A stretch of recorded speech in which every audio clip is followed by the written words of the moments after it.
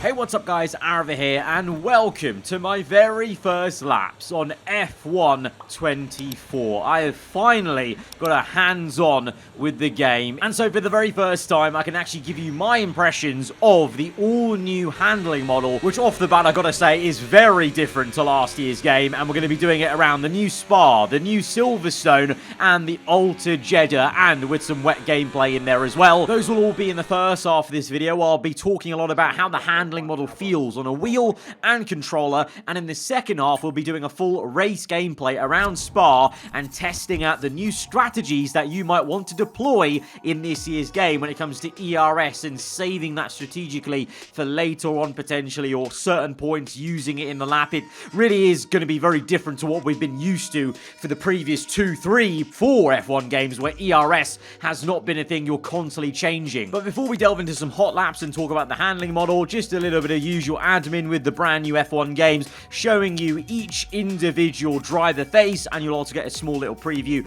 of the car model in the menu. You guys seem to really enjoy it last time, just, you know, going through and showing you everything, because obviously a lot of the times people focus on just the race gameplay, but I know people are also interested in just seeing everything actually as it is going to be in the game. And this is actually the latest we've ever got a hands-on for a brand new F1 game. So this version of the game is quite close to the launch spec that will be coming out next week. I believe there's just one single patch difference between this preview build and day 0, the launch patch basically, and that involves, you know, the usual things you could probably think of, things like AI performances, the actual team-to-team performances with the R&D, you know, starting off in career mode for example, and then also just small fine tweaks here and there with either graphics or lighting, and also in some of the team's cases some final car models and tweaks, as you know, a lot of the time there's a lot of red tape with these, you know, working with official F1 teams, so things maybe just don't get signed off till the last minute. And then just showing you quickly the new driver faces for James Hunt and Juan Pablo Montoya, the two new icons in the game. Now let's delve into some hot laps on F1 24 and discuss the handling model, because I've got to confirm it is very bloody different to F1 23, and I'm not gonna beat around the bush. I'm gonna be honest, you're gonna probably find it very odd when you first try it out. It's gonna take us all a lot of unlearning from F1 23 and a lot of learning to get used to it, especially at low speed, at 4th gear or lower. It's a very odd feeling, I'll say. And for all the racing wheel users especially, when you first jump onto it, it's gonna almost feel like you're driving with a steering wheel, but the handling is set to like the controller setting, because it seems like there's just a little bit of extra grip there on the front end that you're not expecting. The front end is very pointy, and it almost feels like the rear end is constantly chasing where the front end is going, and you're going to have to maybe change your wheel rotation. I've gone up from 360 degrees to 400. Speaking to other creators though, they've gone up to nearly 500 degrees rotation to try and make the steering less sensitive on the front end. Having said that, at high speed, that sensitivity is actually quite nice, because the car feels so planted, so grippy, and has so much downforce, it feels like, that at high speed, it's a very stable machine. There are points of a little bit of understeer that do kick in though, especially I find when you're getting on throttle out of a corner, you know, mid-speed into a high-speed corner, you almost have to modulate the throttle to get the turn in, rather than actually just turning the car and worrying about traction, because on this game, the traction pretty much comes to you instantly. Like, if you were running medium TC on the last game, I think you could easily turn it off for this game, and you'd have no problem. And if you already had it off in F1 23, well, be prepared to feel supremely confident with your right foot out of pretty much most corners, unless you're maybe over a curb or there's a bit of undulation in the circuit surface. But yeah, it's come from feedback. Speaking to the handling team, they've said that they've got feedback from real drivers saying that even on F1 23, there was too much modulation you had to do. So yeah, traction issues now is not really a thing, and at high speed the car feels very planted. But let's talk about those low speed corners, 4th gear and below, because it is a very odd feeling to get used to. It kind of almost feels like you can really feel the weight of the car, but it's kind of behind you, if that makes sense, and it feels like you're anchored and trying to steer it with the front end, And there's just, for me personally, a bit of a disconnect. I don't feel as connected to the car as I did on F1 23. It's almost like the suspension is moving the car about a bit too much, and weight transfer is just so odd and different to F1 23.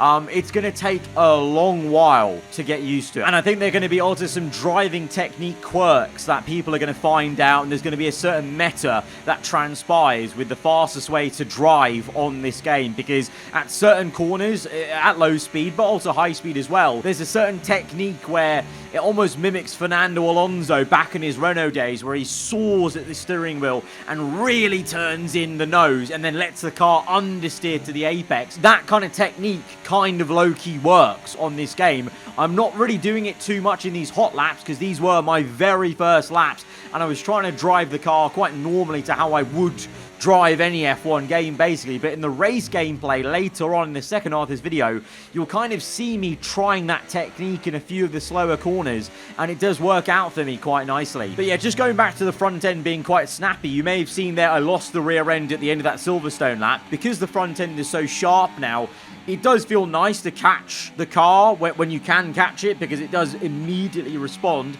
But then at the same time, I think there's going to be instances where you actually find it so difficult to catch it because the car is so sensitive. And now this Jeddah gameplay is going to be all about showing you the curbs and how the car responds to them. With this new suspension, they basically feel like they're being flattened out. Like, I'm purposely on this little lap around Jeddah in the Red Bull, driving over every 3D curve that on F1 23 would have either spat me out, put me on a rail and stuck me there in that direction, or just made my rear wheel spin up. But now on this game, you can seemingly take every curve and just attack them and nothing really happens. So coupled with the pointy front end and at high speed, the car feeling very planted, I think this is going to turn into some very aggressive racing lines and driving styles around different circuits, where on F1 23, you know, there were certain curbs that we kind of would call death curbs, or, you know, the RNG of it spitting you out of one lap and not the other was quite, you know, inconsistent. Whereas now in this game, I think you're going to be able to attack every curb and have that confidence that it's not going to do anything. But that's also not a great thing, because also at the same time, you do want the curbs to affect you a little bit. So at the moment, they do feel very numb in terms of the feeling. Like there's not much like opportunity cost of riding them. When we get to the wet, things are quite different in terms of the general feeling. I must say, actually, to my surprise, I actually really enjoyed the wet driving more than the dry driving at the moment. Obviously, I will get used to the dry driving, and then I'm sure, as per usual, you know, I've never been a guy that enjoys wet driving on any of the F1 games, but as it stands right now, I actually really enjoyed it, because that front end being very snappy and sharp actually really helps you turn the car in the wet, and at high speed it still feels pretty damn planted.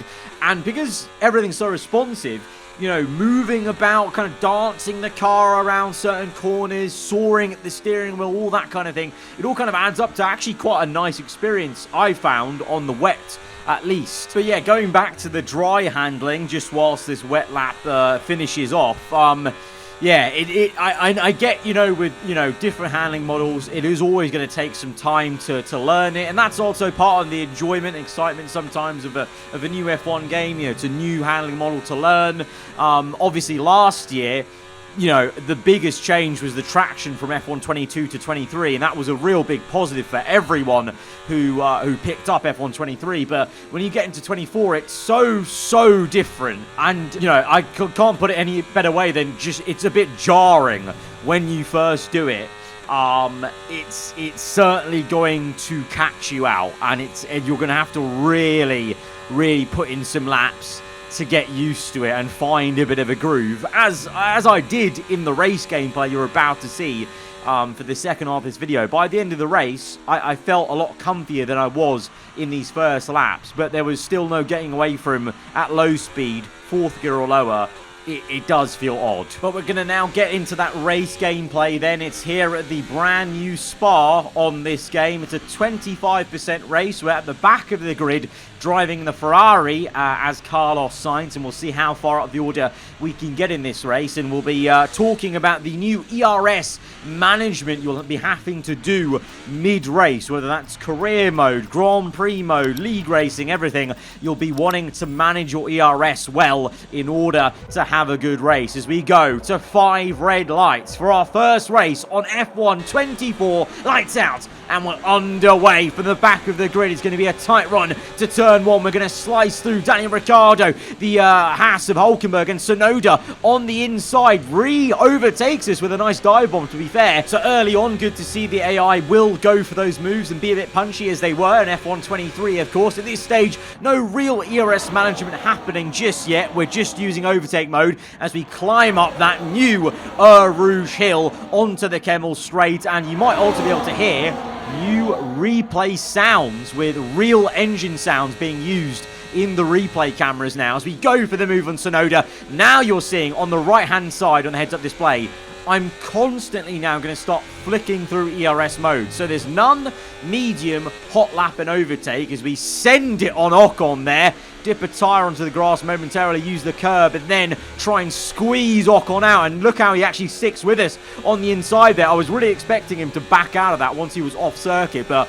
it's actually quite promising to see that his AI kept his foot in throughout the entire section. I had to basically get the job done at Puom. And now on to lap 2, DRS enabled for the first time, just like in real life. DRS enabled 1 lap earlier now in the F1 races as we get the job done on Magnus and going to none. Pretty much my strategy at the start of this race was I'm going to do what I did on F1 2019 and 2018. If you remember, we used to have to change ERS modes on those games. I mean, right here on the Kemmel Straight, I'm just using the overtake button for a moment there to really close up on Stroll because I fancied overtaking him. I reckon we can get him at the end of the straight. Big dive on the outside there, get the nose turned in. He's still there on the outside, but get the elbow out, squeeze him out, and now back to none. So you saw there when I was desperate to make the move, it was basically like we've had in the last couple of F1 games using the overtake button, but then it's a lot more like what I used to do was you go all the way down to none into the corner, then as you come out, then flick it up to some higher ERS modes, and then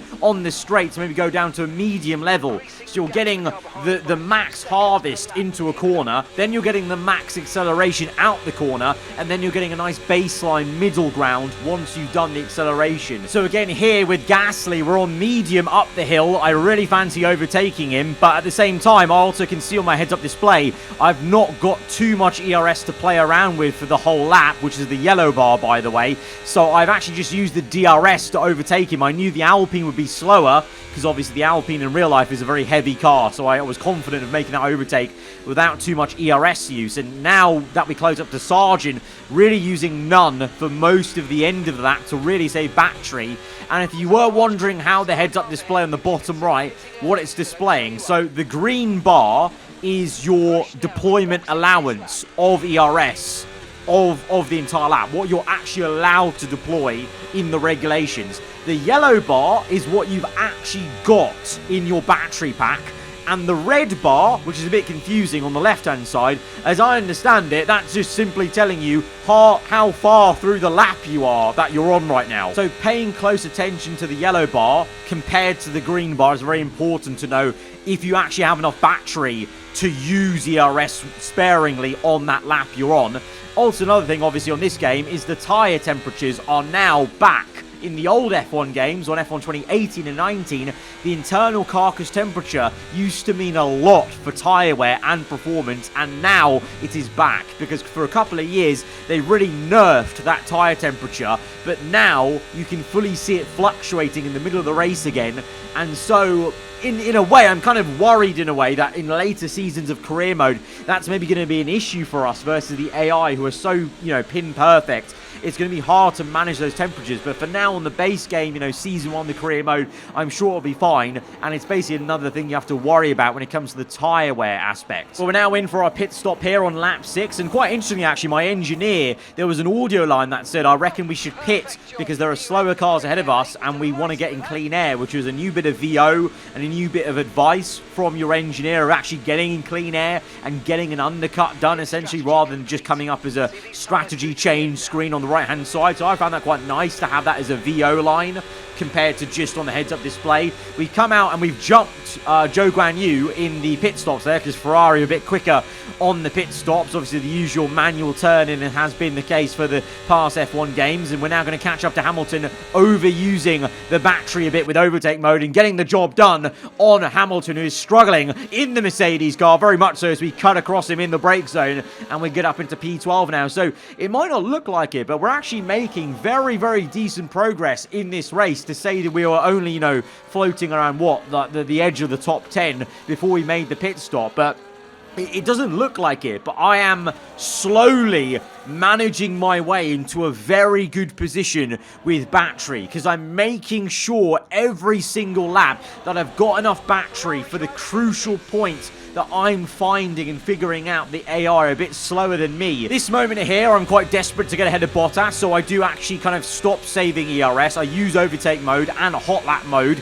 to get ahead and then crucially stay ahead of him, because he's right behind me in the mirrors, and he's going to have DRS, I think, even out the pits. So we're just looking behind us, just checking where he is. We're going to do a little bit of blocking to the inside, but we're using overtake mode and hot lap mode to stay ahead, then go down to none. Now, this is where the fun begins of the management. I've got clean air now to Alonso. So from lap 7 to lap 9 to 10, basically, because we're coming on to lap 10, the last 2 laps of this race, I've been saving quite a fair bit of battery and sussing out in sector 2. I'm going to save a lot of battery there. Certain corners saving battery, but I'm still going quite quickly as I've just set the fast lap of the Grand Prix. We have a little bit of a rear end locking moment, so rear end locking is still very much a thing on the game. And by the way, the engine braking, you can change that in the setup. That is a thing now.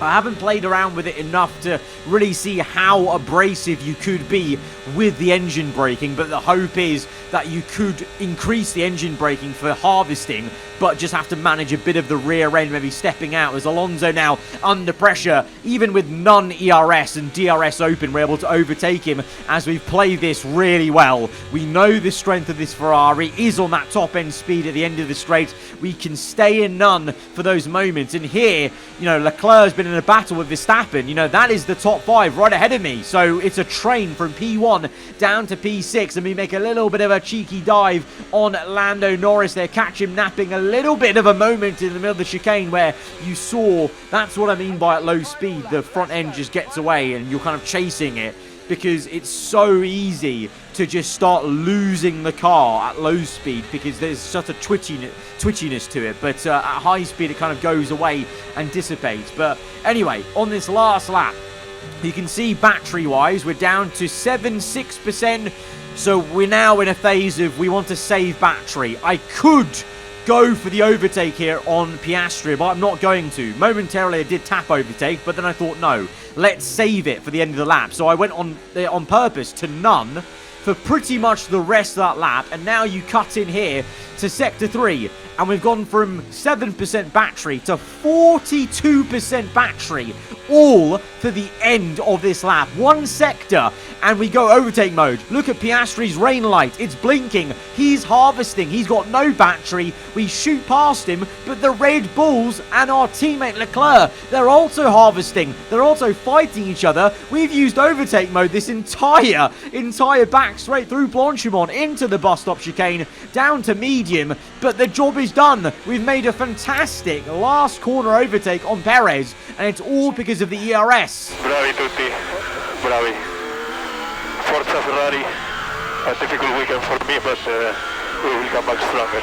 So I think the end of that race, that last lap especially, from the first sector, 7% battery to 30 or 40, was it 42% in the last sector. That's your biggest indication of how much of a difference saving battery strategically is going to help you out in either career mode races, league races. I'm sure they're going to have a whole different meta versus the AI. Very much, you know, take care of the battery, especially at the end of the race. Take care of it, and you'll be really looking very good for some last lap overtakes on the AI when they're maybe harvesting themselves. So that sadly has to be the end of my first preview video on F1 24. Guys, if you have enjoyed it, be sure to hit the like button. Let me know what you thought in the comments below. If you're around here, then do get subscribed, because in 2 days' time, on Friday, my second and final preview video will be coming out, and it will be linking into the start of my full career mode. Till then, goodbye.